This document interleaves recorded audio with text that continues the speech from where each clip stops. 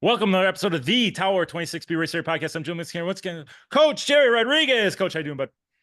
I'm doing great. I want to hear more about how you're doing because I heard you were in some crystal clear waters this Oh, last week or so. and I did absolutely no swimming. We were in Tahiti. We were in Moorea, right? So Yep. my wife, the travel agent that she is, her wannabe job is travel agent. So she said, I'm looking at all the prices. It's a quarter of the price to go to Tahiti, Moorea than it is to go to Hawaii right now. So let's extend our flight. That's our 6 hour flight to Hawaii. Let's make it 9 hours. Go to Tahiti with a 2 year old who's a maniac. There's no entertaining this kid. And 4 year daughter Madeline is just a dream. She just gets on the iPad. She watches it for 9 hours straight. But guess who gets to take care of Madeline? My wife. Who takes care of the bull? Me. 9 hours straight. This guy is running up and down. He's not freaking out. He's not crying. He is just action, baby. So Bundle of energy. I got out of that 9 hour flight, and let me tell you something. Wasn't too happy to be in Moorea, right? You think paradise, definition of paradise, turquoise blue waters, and I'm just dragging my ass off the plane. Mason is just cranked up still. He can't wait to get to where he's going, and I can barely keep up. I would say I have a little bit of energy, Jer. Yeah, well, you hang out with the 2-year-old. It's Took a couple of it, days to decompress, but then ended up having a nice relaxing time. It was good to get away, get over there. Never turn it off though. I'm always here for the athletes. I'm here for you, but it's nice to do it in a different spot. well, guess what? I never sent you an email or a text the entire time because you do need to turn it off. You know what we did actually? One day we were talking to, I think Mason was talking to grandma, hung up, and he called you. I didn't even know he did it at the time, but I saw in calls, he called Uncle Jerry. So maybe you weren't reaching out to me, but he was reaching out to you. Well, him and I did talk.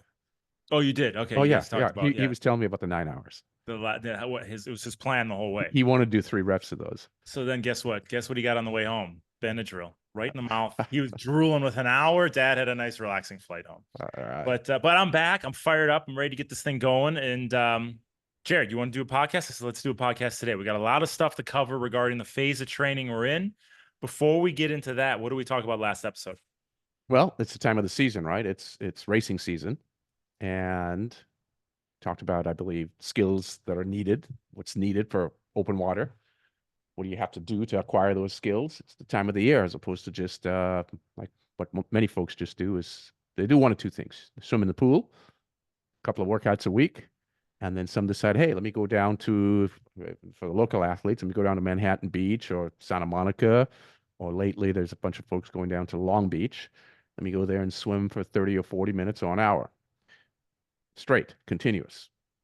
Well, those are all bad ideas Low for value. this low value workouts. So for this time of the season, we recognize that many people do that. It's fine to do that 2 or 3 times, but at some point you need to change up the complexion so you get the most return on your time investment. And we're kind of going to blend that episode into this episode of the podcast. And what did you want to touch on this session?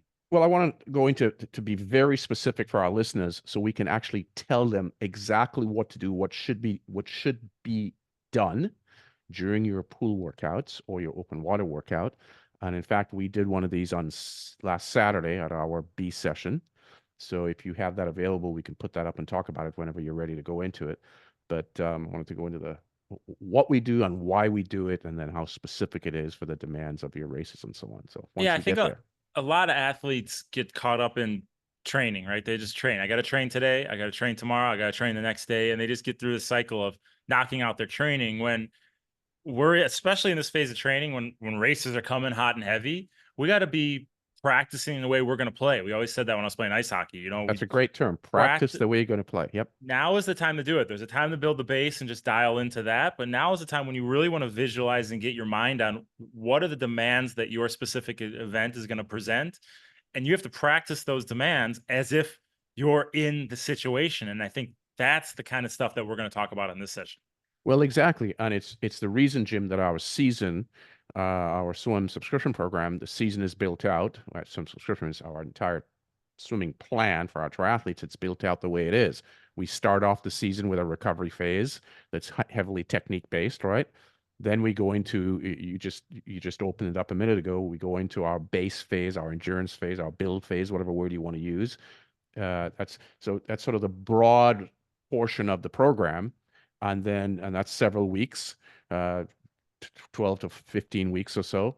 And then we do some sharpening of that swimming, and then we go into open water skill building, and then now we sharpen even further into the specificity or the specific demands that are required during your race. So we start broad and wide technique, slim down a bit into training, broad-based training, slim down a little bit more into making you fast in the pool, slim down a little bit more into here are now the specific skills required for open water, teach those, and now apply that application of those open water skills into very, very specific workouts that are targeted for the pinprick demand of the swim, either in an open water swim or in the triathlon.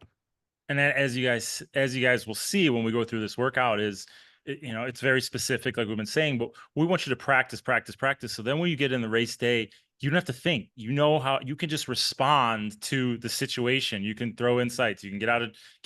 You can get on somebody's feet, get out of the water, fly through transition, because we practiced all this session after session after session. So this way you're focusing less on the small tools or the small skills, and you can focus more on the effort and the tactics it's going to take to get through the session. Let's look at a carpenter, right? He's got a toolkit on. He doesn't have to look where that hammer is, that screwdriver is. He just reaches down, pops that nail in, reaches down, grabs a screwdriver, screws that in. He doesn't have to look. He just pulls it out, uses it, puts it back, pulls out the next thing. And that's the way we want you guys to be on race day. Practice the way you play. So when you get in that game environment that you're putting all the eggs in that basket, you can focus on the effort and not have to focus on how you're just going to survive, how you're going to swim one buoy to the next. Right. And we want to make it stress-free, right? So you're done with the swim and you're ready to go, execute really well on your bike and run and not be taxed. Right. So Right? let's bring up the session that we did last Saturday. It's our B session. So these sessions are all at coaching.tower26.com. It's what our subscription athletes get, and it's the same workouts that our athletes do live at the pool. Jared, can you see this workout? I can see that. Is there another Saturday one that we can bring up? Because I want to not do this one.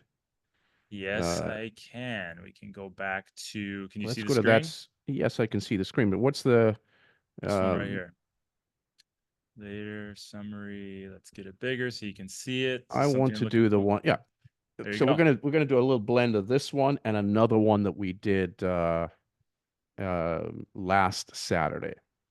Right. So this particular, if you can, so I want to talk about the 11 times 150 that you guys are seeing right now. For you guys that are watching this on YouTube, in the main set, or actually, Jim, we'll release this workout so someone can go to our website and see. If you notice under the main set, it's 11 times 150. And that was for our faster group. But and if you guys just a note, we're out live on Facebook. So if you have questions, something you want to go over while we're talking about this, write it into the Facebook comments and we'll get to it right away. Yeah. So I'm going to make some changes to this workout, Jim, and so we can include a number of variables so athletes can walk away with a couple of different things to do. Listeners can walk away with two different things to do, two different main sets that they should be executing during this phase, these next several months. And we would repeat this multiple times. So we would do a workout like this a handful of times this season, and the other main set that I'll talk about in a while will also do this many times. The secondary one will do it many more times than this particular workout. So let's start with warm-up. This is a basic swim, it's a 600 for our faster athletes, but so it's basically swim 8 or 9 minutes of easy swimming. But what we do now, starting last week, and we will continue to do this, Jim, as you know, every B session for the entire summer, would be our 3 times 5 minute warm-up swims. And most athletes, as we know, do not warm up on event day. It's the same as the first triathlon I went to in 1983 as it is today. It's stand on the sidelines and most don't warm up. So we want to have a very specific warm-up, and we want to have that done in our training session. So when you go to event day, you execute this warm-up. And also warming up with a purpose, a specific warm-up, takes your mind off of the race. It takes your mind off of what most people do. Actually, the ones who do get into the ocean or into a lake to warm up, they swim about a minute or two and say, "That's it. I'm good. I feel good. I'm warmed up." Well, you're not. It's 6:30 in the morning. You are not warmed up for swimming 2 minutes. But the anxiety, as you know, right? The race day vibe, the butterflies in the tummy, the whole thing, that makes you think you're warmed up, but you're not. So warm up. It's 3 5-minute swims, and here's how we do them. Now, on race day, we may not be able to get all 3 5-minute swims in, so I will give you the order of priority of which of these 5-minute swims you do. But if you have the opportunity, here's how we do them. Swim number 1, 5 minutes, easy, not a hard stroke. That means you have your watch on. If you're in open water, you would just swim out 2.5 minutes out, turn around, 2.5 minutes back. Not a hard stroke. In the pool, if you're executing this in the pool, it's 5 minutes of easy swimming. So for pretty decent swimmers, that's a 400. For others, a 350, a 300, all the way down to maybe a 200 for more beginning athletes, right? 30 seconds rest. The second 5-minute swim. Second 5-minute swim. It's not on this screen. 30 strokes easy, 30 strokes fast. And a stroke is a single arm, right, Jim? One arm Right stroke arm. is right. One count, right? One count. Left arm, another count. Right arm, another count. Left arm, another count. So 30 single arm strokes easy, 30 single arm strokes fast, 30 easy, 25 faster. And that faster means that 25 are faster than the prior fast 30. Then we come back to 30 easy, 20 faster again. 30 easy, 15 faster. 30 easy, 10 faster. 30 easy, 5 fast. If you notice, the easies stay static, 30, 30, 30, 30. And then the fast ones, we reduced the quantity. We go from 30 to 25 to 20 to 15 to 10 to 5. And as you come down in the quantity of strokes, we go up in effort. Magically, it takes approximately 5 minutes. So that's the second 5-minute swim. And then we have the third 5-minute swim. Excuse me. Third 5-minute swim after the 30 seconds rest would be 30 strokes easy, 5 strokes fast. We invert how we did the prior one. 30 easy, 5 fast, 30 easy, 10 fast, 30 and 15, 30 and 20, 30 strokes easy, 25 strokes faster, and 30 and 30. So you finish off going your final 30 strokes quite fast. And that's your third 5-minute, and then you're ready to race. That's if you have 15-ish minutes of warm-up time, which most people never do. So that's the optimal warm-up. So let's get down to reality now. But that's the warm-up we're going to do in the pool. Okay, 3 5-minute swims executed as suggested. Now, you go to race day, and you only have, I only got 5 minutes. What do I do? Well, the best thing to do is the second 5-minute swim, the one where you go 30 strokes easy, 30 fast, 30 easy, 25 faster, and so on. You do that second one that we just went through. If you have 10 minutes, you would then do the third one. And of course, if you have all 15 minutes, you'd start with number 1 with 5 minutes of just easy, not a hard stroke swimming. So the order of priority is the way I laid them out: 1 5-minute, 2 5-minute, 3 5-minute. If you only had 5 minutes, you do the middle one first. If you have 10 minutes only, you do the middle one and then the third one. And then if you have all 15 minutes, you do the middle, you do the first, the second, and the third in that order. Can you hear that right now? No. So I brought this up, and then all of a sudden Emily started talking into my headphones. But I'm going to show that. I'm going to show it right now. I brought it up while you were speaking. This is what it looks like. Is this 30-30? There it is right there on the top. Oh, very good. Race day warm up. I went back to last year, one of the B sessions, and there it is right there. So where is that? I'm not seeing that actually. That is on the Race. screen. Hang on, let me bring it up. You'd have to blow that up a little bit bigger. Okay, can you see it now? I can see it on the screen. I see. Okay, there we go. There you go. Building race day warm-ups into training sessions. Perfect. So there it is laid out for you guys. If you're watching this, and then you can go to our webpage to see it. So that's the warm-up. Okay. Got it. That's warm-up number 1. Warm-up number 2, and this is something we now build in, Jim, into all of our pool sessions during this phase. We have fins on. Excuse me. We do a handful of 100s, and I'm going to give an example. Well, we break it up differently, but typically we do a handful of 100s, take about 20 seconds, no more than 30 seconds rest between each one. And these 100s are 50 kick, 25 swim, butterfly, 25 swim freestyle. It's 50 kick, butterfly kick on your back. So your hands are together above your head. You're laying on your back and you're doing butterfly kick on your back. Then you're going to swim a 25 butterfly. Then you'll swim a 25 easy freestyle. Most folks are going to say, hey, I can't do butterfly. I don't know how to do butterfly kick. I've never done it before. It's fine. You don't need to do this perfectly. You just need to do it.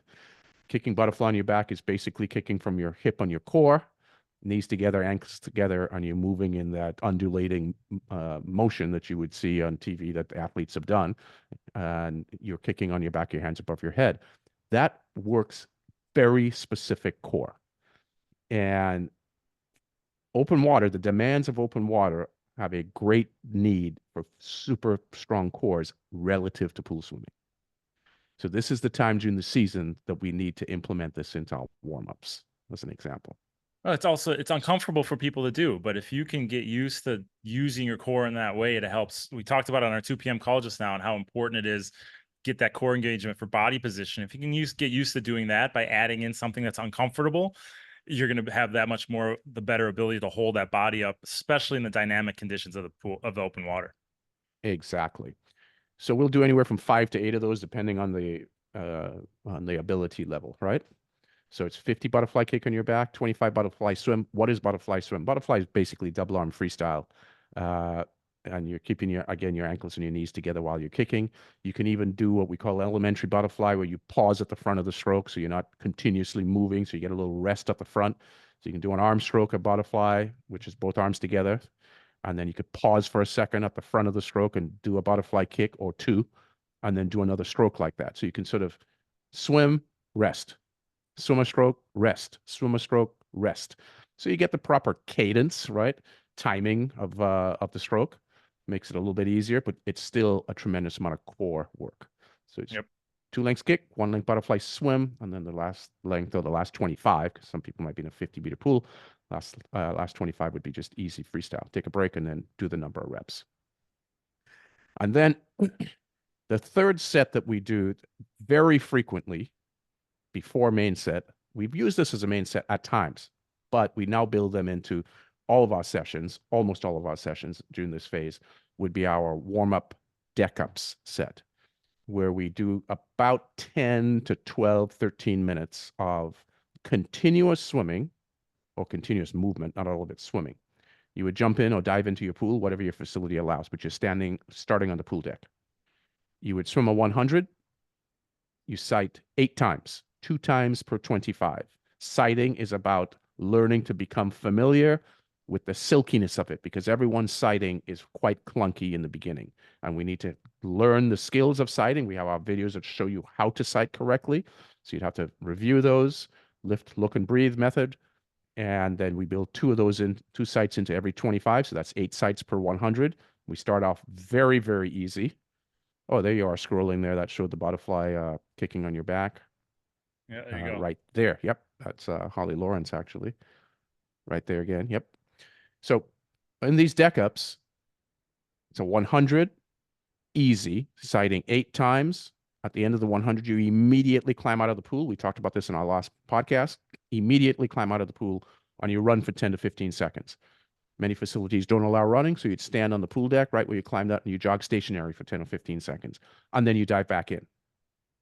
And you repeat the same thing for an 800 for the faster athletes, a 700 for someone that's sort of moderate effort, 600 for a little slower again, and so on. So it takes about 12, 13, 14 minutes of doing this, and it's continuous. And as you go through this, each 100, we would increase effort slightly. So the second 100 faster than the first, the third faster than the second, the fourth faster than the third. So we're gently progressing effort as we go along. So it's a progressive effort, always with a run for 15 seconds at the end of each and every 100, dive back in or jump back into your pool, sight 2 times per 25, 8 times per 100. So that's just the warm up, and we have all these skills already ingrained into the warm up. That's correct. So this is now, I just gave an example of 2 or 3 different types of warm ups, right? We don't have to do all of these in a single session, but this type of warm-up we would be integrating. We would do one of these types of warm-ups. For example, the one with the 30 strokes easy, 30 strokes fast. We do that every weekend, every Saturday. Why do we do it on Saturdays? Races are Saturdays and Sundays. So we build them into our weekend workouts. When someone's not racing, they'll be doing this on a Saturday, on our early Saturday morning workout, which coincides with about the start time of most races. So we try to make it as meaningful as possible. Yep. So let's get into an example of two main sets that we would do, both of which we've done in the last couple of weeks. This particular one that you have up on the screen, Jim, is we have an easy swim, first portion of it, 75 to 80%. It's about 8 minutes of relatively easy swimming. And then we take a break, and then we go into the main meat of that main set, which is going to be, yes, you've opened up the menu there to see it. It's 11 swims. In this case, for the faster athletes, 11 150s, 11 125. So somebody that swims maybe 35 minutes for a half Ironman, 11 100s if you're swimming 40 minutes or slower for a half Ironman. If you're swimming 30 minutes and quicker, you're going 150s, right? We're doing 11 of these, and here's the pattern. You have to write these down if you're listening, because you're not going to be able to remember, I don't think, all of it. 11 swims, numbers 1, 2, 6, and 11. The beginning two, the middle, and the last one are fast. Numbers 1, 2, 6, and 11 are fast. What is fast? Let's define fast. It is above 90% of maximum heart rate. Numbers 3 and 7. So after you complete a fast one, numbers 3 and 7 are recovery. But recovery can only be at 80%. And then all the others are at 85% effort. So here's the pattern. Number 1, fast. Number 2, fast. Number 3, it's recovery, but it's only 80%. Oh, it's at 80%. Numbers 4 and 5, 85%. Number 6, fast, 90% or higher. Number 7, recovery, 80%. Numbers 8, 9, and 10, 85%. Number 11, fast. Now let's go into why. And by the way, during the fast ones, numbers 1, 2, 6, and 11, we're citing 3 times per 25. On the easy ones, the 80% ones, we're citing 1 time per 25. And then on the 85% ones, we're citing 2 times per 25. So the most sites as you go fast, a little less sites at the 85%, 2 per 25, the least number of citing on the easy ones, 1 time per 25. Now here's why we're doing this. This is approximately a mile race. So this would be the swim of approximate swim of an Olympic distance triathlon or half Ironman. Half Ironman's a little bit longer, right?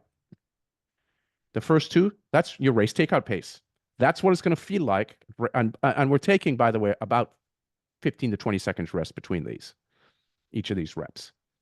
The first 2 is your race takeout speed. That's what happens at race takeout. You're going high heart rate.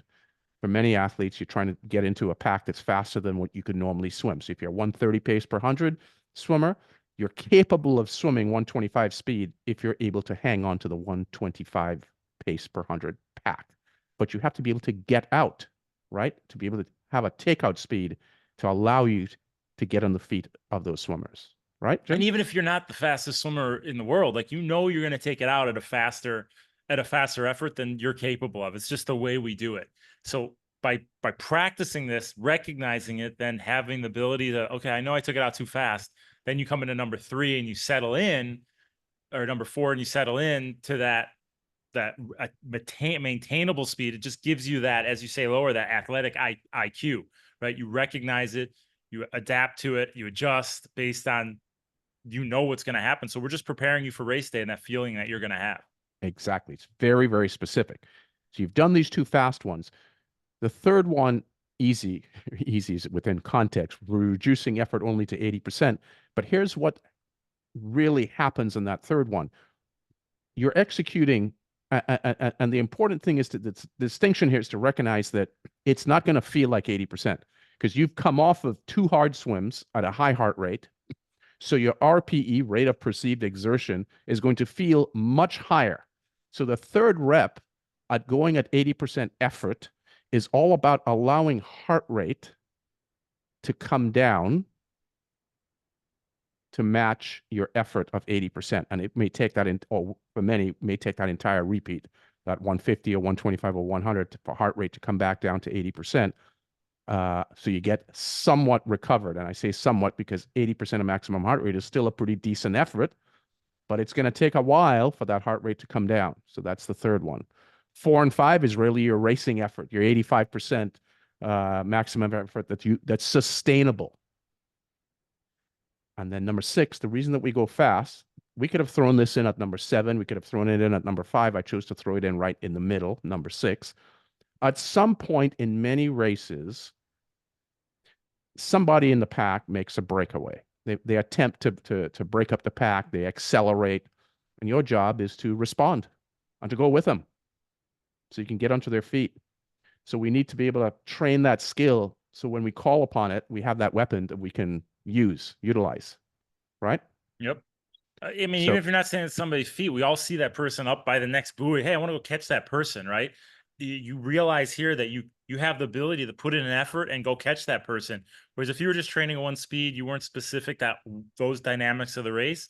You look up, see that person's, I'm fine. I'm just going to stay right where I'm at. But building the confidence here to put in that surge midway through, you're going to respond on race day and say, you know what, I can catch that swimmer because I know I've done it in practice. I can do it right now. exactly. And this is also therefore the fact that what happens if you didn't make the right pack and you find yourself in a pack that you're going, wait a minute, this is pretty comfortable here. I should be going quicker than this. Well, you might be the person that says, hey, now I'm going to do the acceleration here to the point you were just making and look to hop into the next pack ahead. Yep. So we do this on number 6. We recover on number 7. Remember, the recovery is only at 80%.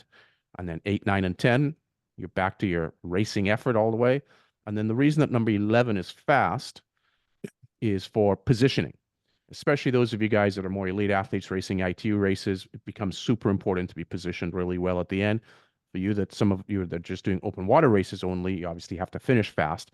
So you want to be able to train in a fast swim at conclusion. And by the way, what I didn't talk about, Jim, on these 11 swims, we actually finish this set with a deck up at the end and a jog for 10 seconds. So the set does have a deck up immediately at the end. After you go fast, you got to climb out right away and jog for 10 seconds. Yep. So, and you kind of cover what skills the set entails. It's takeout speed, frequent sighting, changing of speeds, managing heart rate spikes, athletic IQ, and concluding with that heart rate spike coming out of the water. I mean, there's so much involved in this one. And I mean, when I was in the heat of training, I wish I would have done this set every week because it is just in the heat of racing, I should say, because it's just so beneficial. yeah, so specific demands. And the only way we can execute something like this on event day, you just don't arrive at anything. You have to practice it, right? You just don't arrive. You say, hey, I want to be a violin player. And you pick up the violin and you start playing in the orchestra. And no one's going to let you in. You're going to have to do a ton of practice for that to happen. So this is why we build this into our sessions during this time of the season. So that's an example of a main set that can be used. Remember, coaching.tower26.com. That's where you find these workouts. And this one is coming up. This one's we just did this one. This is last weekend. I showed next weekend's earlier. So, all right. So go ahead. What's the next one? So the next one is very, very event specific. We did this last Saturday. It was our introduction for our athletes to this season, and we'll be repeating this very frequently on weekends. It is 350s. For less beginning athletes, it's 250s, but for reasonably seasoned to very seasoned athletes, it's 350s fast. Define fast, 90% of maximum heart rate or higher. 3 by 50 3 by 50 yards or meters, right? Or meters, not correct. 350. 3 by 50. Yep, right. 3 times 50 yards or 50 meters with only 5, no more than 7 seconds rest. The maximum rest you can take is 7 seconds. 5 seconds is ideal. 3 times 50. High octane. 10 seconds rest after the third one. And then you go into an approximate 2.5-minute swim. That would be a 200 for your faster athletes, maybe a 175 for pretty decent athletes, a 150 for moderate swimmers, and a 100 to a 125 for more of your beginning swimmers. Whatever takes the distance, the time dictates your distance. So we want about 2.5 minutes at 85% of maximum heart rate. And then 10 seconds rest, and then you do another 3 minutes of easy swimming. Completely easy recovery. Bracket that. We're going to do that 3 or 4 cycles through. Now, here's the why. We start off those 350s, first 50 with a dive. So you're on the pool deck, you dive in. And if your facility doesn't allow it, you jump in and then push off the wall. But you start on the pool deck. On those 50s, you're sighting 3 times per 25. So it's 6 sights and it's high octane effort, right? This is the beginning of your race. We're practicing race takeout speed. We do 3 of these because it's about a minute and a half, or 2 of them, depending on your ability level. It's about a minute and a half to 2 minutes of big effort at the beginning. The reason the rest is so small is because on race day, you're not taking 15 seconds rest either, right? Junior takeout speed. We're taking the rest here so we can get some feedback on the splits of your 50s, your 250s or 350s, so you can get some feedback to make sure that you're being fairly consistent. We don't want to blow that first 50 all out where you have nothing. So we're not at 100% output, but we're at 90 to 92, 94% effort. And the reason that these are precise numbers I'm giving is we can be aerobic at 92% of your maximum heart rate, right? This is the upper level of your aerobic system generally. So at that high heart rate or slightly above that, that's where we want to be for this race takeout speed. So an example, if you swam 40 seconds or 45 seconds, let's say 45 seconds for that first 50, you want to be trying to swim 45 seconds for the second 50-ish, 45, 46, maybe 47 seconds at the slowest for the third 50. We don't want a ton of variance on the times for your 50s. Now, here's what's going to happen. After that third one, you get 10 seconds rest, and then you go into the 85% effort. Jim, where is heart rate after the third 50? Oh boy, you tingling. You're tingling because those add up, man. That heart rate skyrockets. Skyrocketed. What's going to happen after that third 50 is we're going to want to swim at 60 or 70%, but you cannot. You have to put an 85% effort and allow heart rate to come down to match the 85%. And for some of us, that's going to take 45 seconds. For some less fit athletes, a minute and 15, a minute and 30. Who knows how long it is, but it'll be various at different time for different athletes. But we budget in here 2.5 minutes for this approximately. So that's why I prescribe specific distances, a 200 down to perhaps a 100. But it's more about the effort and the feeling, learning what that feels like.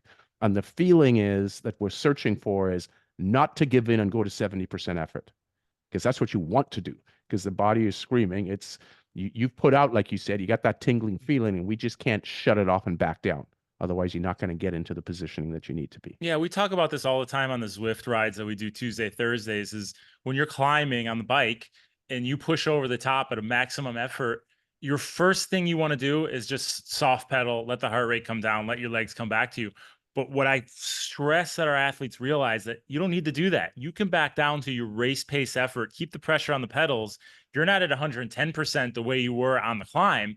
You're at 80%, but you're not at 60% totally recovering, right? You can recover at that race pace effort. Like you said, it takes 45 seconds. And this is just making that realization in the water. Like you put in a huge effort. You don't need to back it down the soft pedal or soft stroke the water. You back it down to that race pace effort. You're still gaining seconds on your competition because you're not totally recovering. You got to make the realization that you can recover at race pace and fight through and feel better coming out of that 45 seconds than if you would have just totally backed it down and backstroked that 200. And to your point, but you can only recover if you practice it in sessions and workouts, if you do very specific training like this. Otherwise, you won't recover. So you have to have the specificity of these sessions built in. Otherwise, you will blow up if you went out too hard, because if you're not practicing these types of things. So if you want optimal performance, and remember, optimal performance doesn't mean winning. It doesn't mean being at the tip of the spear, but it means being at the tip of your spear for your ability level, whatever that is, whether it takes you a minute to swim a 50 or 25 seconds to swim a 50 at the elite level-ish, right? So, yeah. And when you're at that 85% effort, that 2.5 minutes, you are sighting 2 times per 25. So you're sighting 3 times per 25 in those fast 50s. That's 6 sights per 50. And then you roll into your normal 2 sights per 25 after that. And why is that? A 25, for most folks, is going to be anywhere from 12 or 13 strokes for very elite swimmers to as many as 30 strokes for a very beginning developing swimmer, right? Yep. You want to be sighting every 6th to 10th stroke. We never want to go above 10 without a sight. 10 on 10, a count of 10 meaning single arm, right arm 1, left arm 2, 3, 4, and so on. So 10 strokes and then sight. So we want to sight. We make it easier and just give a quantity, 2 sights per 25 at 85%, 3 sights per 25 when we're going faster. And we use this on the last show. The more you sight, the more you get that fluidity in your stroke, look, lift, breathe, the more it has, the less of an effect it has on the stroke. It's funny when I'm swimming on the tether in the backyard and I'm breathing, and then I turn up the sight. If I'm not totally dialed in to keeping pressure on the water, keeping the momentum moving forward, that tether pulls me back right away. If you're practicing that sighting, you're practicing working it into the fluidity of the stroke. There's no pullback in that stroke. You keep moving forward with that fluidity, that efficiency, and you can work it into the stroke just as if you weren't sighting. But it takes Yes. practice, practice, practice. And it's okay, in fact, encouraged to take these workouts and export them or build them into an open water session. And here's why. We've now been doing this, Jim, for 6 weeks because our open water skill building phase was 6 weeks, right? Mhm. And then we now just started our race ready phase. Yep. Our athletes are fairly well skilled now at sighting with fluidity. They've gotten the lift, look, and breathe method down. They can do it, and they do it fairly well, even those who just learned it. Today was our first open water session where I live. As you know, I've moved from Los Angeles to Santa Barbara, right? Yep. So we did our first Santa Barbara open water session today. And many of the athletes that had developed this good skill, fairly silky and smooth in the pool, were completely clunky in open water. We took him out of the environment that they had been practicing in, put them into the racing environment, and stuff happened. And you know what I mean by that word stuff. It's never good. Yep. Good stuff didn't happen. So exporting the skills into into open water and training in open water a few times is absolutely necessary. Yeah, and you're not saying that they're not going to be able to apply those skills that they had in the pool. They're not starting from scratch. It just takes a couple sessions to be able to use those skills in a different environment.